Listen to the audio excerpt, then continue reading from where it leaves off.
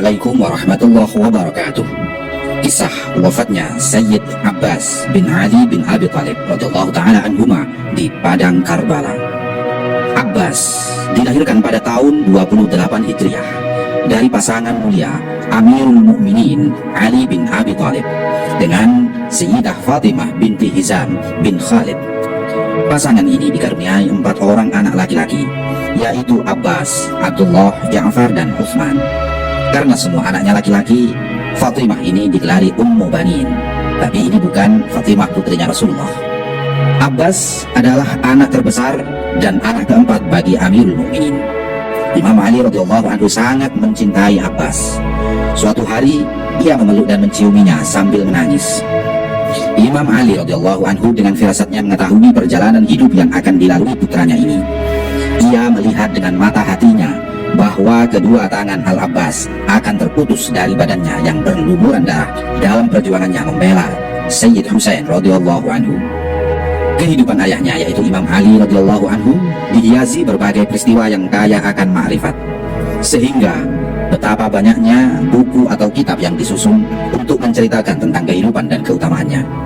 Dalam kesempatan ini kami akan sedikit menceritakan tentang ibundanya yaitu Ummu Banin. Ummu Banin atau Fatimah binti Hizam berasal dari kabilah Arab yang kaumnya terkenal dengan panggilan Banu Kilab.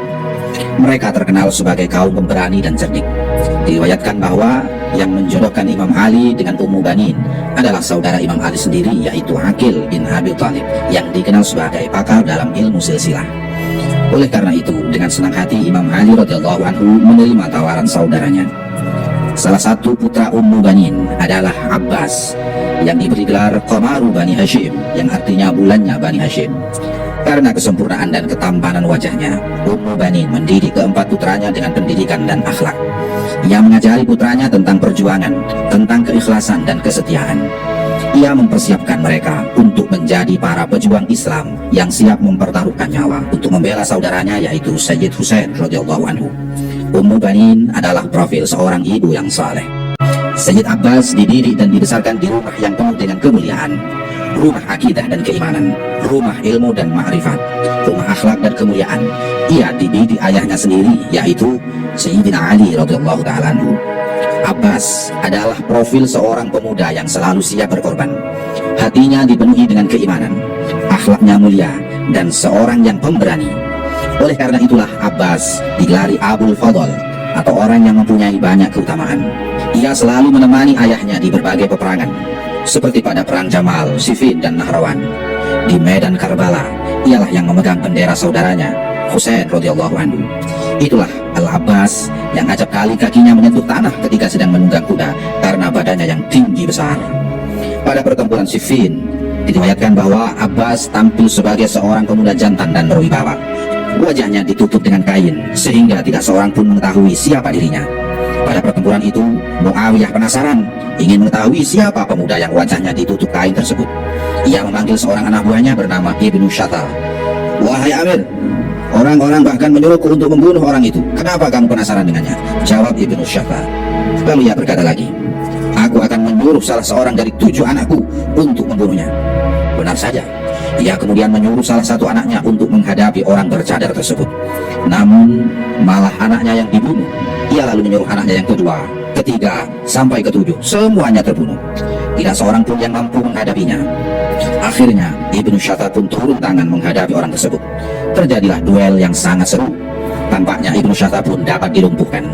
Amirul Mukminin Sayyidina Ali radhiyallahu anhu memanggil pemuda bercadar tersebut, lalu membuka kain yang menutupi wajahnya dan menciumnya. Pemuda bercadar itu tidak lain adalah putranya sendiri yaitu Abbas bin Ali. Diriwayatkan pula bahwa pada malam Asyura, semua para pengikut Imam Husain radhiyallahu anhu sibuk menghabiskan malam itu dengan ibadah, kecuali Abbas. Ia menunggang kuda sambil menghunus pedangnya, mengitari perkemahan untuk melindungi putra-putra Rasulullah dan ahlu baitnya. Di samping keberanian, Abbas pun dikaruniai kelembutan dan sifat kasih sayang. Acap kali air matanya bercucuran bila melihat penderitaan orang-orang yang tertindas. Dengan keberaniannya, ia segera menumpas para penindasnya. Demikian pula dengan sifat kedermawanannya, ia memberi orang-orang yang membutuhkan, sehingga ia dianggap sebagai orang yang paling mulia di kalangan Bani Hashim. Di Karbala, saat Imam Husain radhiyallahu anhu mengizinkan para pengikutnya untuk tidak ikut bertempur, orang yang pertama kali menanggapinya adalah Abbas. Ia berkata, "Subhanallah, akankah kami lakukan hal itu agar terhindar dari kematian? Apabila kami lakukan hal itu, niscaya Allah tidak akan memandang kami untuk selama-lamanya." Inilah para sahabatku contoh keteguhan dan kesetiaan Abdul Fadl Abbas bin Ali. Shimir bin Dhil Jawshan yang berasal dari kabilah Banu Kilab datang menemui Abbas dan saudara-saudaranya sambil membawa surat perlindungan dari Ibnu Ziyad. Ia berteriak-teriak, "Di manakah orang yang satu keturunan dengan kami?" Karena Shimir ini masih saudara dari Abbas. Tidak ada seorang pun yang menjawabnya. Melihat hal ini, Imam Husain berkata kepada para sahabatnya, "Jawablah, walaupun ia orang fasik, ia termasuk paman-paman kalian, masih saudara kalian." Sebagian sahabat Imam Ali radhiyallahu anhu yang berasal dari Banu Kilab berkata, "Apa yang kau inginkan, wahai Shimir?" Shimir pun menjawab, "Kemarilah, kalian akan kami lindungi agar tidak ikut terbunuh dalam pertempuran ini." Para sahabat Imam Husain radhiyallahu anhu menjawab dengan memakinya, "Wahai Shimir, alangkah busuknya apa yang kau bawa. Akankah kami meninggalkan pemimpin kami, saudara-saudara kami, lalu pergi di bawah perlindungan kalian?" Abbas yang juga masih keturunan Banu Kilab bersama saudara-saudaranya tetap teguh untuk membela Imam Husain radhiyallahu anhu sampai titik darah penghabisan. Inilah salah satu bentuk kesetiaan mereka. Fajar hari ke-10 bulan Muharram telah terbit. Para pembela kebenaran sudah siap siaga melawan para prajurit pembela kebatilan. Sesaat kemudian dimulailah pertempuran yang sangat dahsyat. Para pembela Imam Husain dan keluarganya terjun ke medan pertempuran hingga satu persatu mereka berguguran menemui kesyahidan. Darah-darah suci mereka tercurah membasahi bumi Karbala. Abbas bersama 3 orang saudaranya tampak melindungi Imam Husain radhiyallahu anhu dari gemparan pasukan musuh. Di tengah kedamuknya pertempuran, Abbas mendekati Imam Husain dan berkata, "Wahai saudaraku, adakah yang perlu kuperbuat lagi?" Imam Husain menjawab, "Wahai saudaraku, engkau pemegang benderaku. Seandainya engkau gugur, maka akan cerai-berailah pasukan ini." Abbas berkata lagi, "Dadaku sudah terasa sesak. Aku sudah tidak berharap banyak dari kehidupan ini." Imam Husain kemudian berkata, "Wahai saudaraku, carilah air untuk memberi minum anak-anak yang kehausan." Mendengar permintaan saudaranya, dengan cepat Abbas bin Ali memacu kudanya menuju sungai Ifrat sambil membawa kirbah atau membawa wadah tempat air minum dari kulit. Pasukan Umar bin Sa'ad segera mengejar dan menghujaninya dengan anak panah.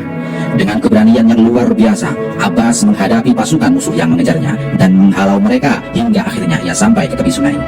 Karena rasa haus yang sangat hebat, Abbas langsung menyinju air sungai dengan tangannya.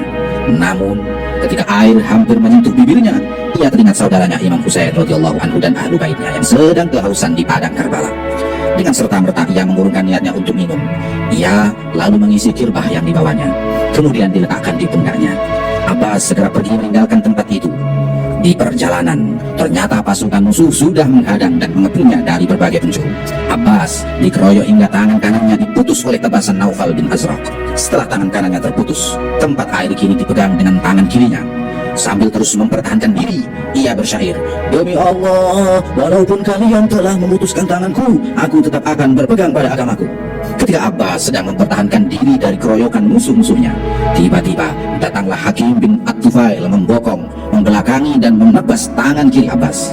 Sebelum tangan kirinya jatuh ke tanah, dengan cepat kirbah yang berisi air itu ia pindahkan ke mulutnya. Dengan giginya ia menggigit kirbah itu agar tidak jatuh ke bumi. Namun tanpa diduga, sebuah lembing atau mungkin tombak menyobek kirbah itu hingga tumpah airnya. Tak lama kemudian tampak sebuah lembing lagi menjeruak menembus dada Abbas hingga ia terjatuh dari kudanya. Sambil menahan rasa sakit, ia memanggil-manggil saudaranya Imam Husain. "Wahai saudaraku, datanglah kemari." Dengan cepat Imam Husain radhiyallahu anhu mendatanginya. Namun apa yang terjadi? Didapatinya Abbas sudah syahid, sudah meninggal dunia. Sambil menangis, Imam Husain berkata, "Sekarang patahlah punggungku, hilanglah dayaku." Diriwayatkan bahwa Imam Husain radhiyallahu anhu tidak bisa mengangkat dan membawa jenazah saudaranya ke dalam kemah karena badannya sudah tercabik-cabik hingga sulit membawanya secara utuh. Itulah akhir kehidupan Abbas. Pada umur 34 tahun, ia menemui kesyahidannya yang menelusuri jalan yang telah ditempuh para syuhada pendahulunya. Diriwayatkan bahwa setelah 3 hari peristiwa Karbala, datanglah sekelompok orang dari Bani Asad ke tempat terjadinya pertempuran dengan maksud akan menguburkan jenazah para syuhada. Ketika mereka mencoba mengangkat jenazah Abbas untuk dikuburkan, mereka tidak mampu mengangkatnya secara utuh karena banyaknya besarnya luka yang diderita Abbas. Apabila mereka mengangkat badannya yang sebelah kiri, maka yang sebelah kanan akan terjatuh. Demikian sebaliknya, hal itu memberi isyarat kepada mereka agar jenazahnya dikuburkan di tempat ia mati syahid, di samping saudaranya Imam Husain radhiyallahu ta'ala anhu. Mudah-mudahan Allah memudahkan kami untuk mengikuti perjuanganmu, perjuangan melawan kebatilan, perjuanganmu bersama orang-orang yang tertindas. Dengan pengorbananmu, berkibarlah bendera Islam di segenap penjuru. Semoga rahmat Allah dan keberkahannya tercurah bagimu. Wallahu a'lam bishawab. Wassalamualaikum warahmatullahi wabarakatuh.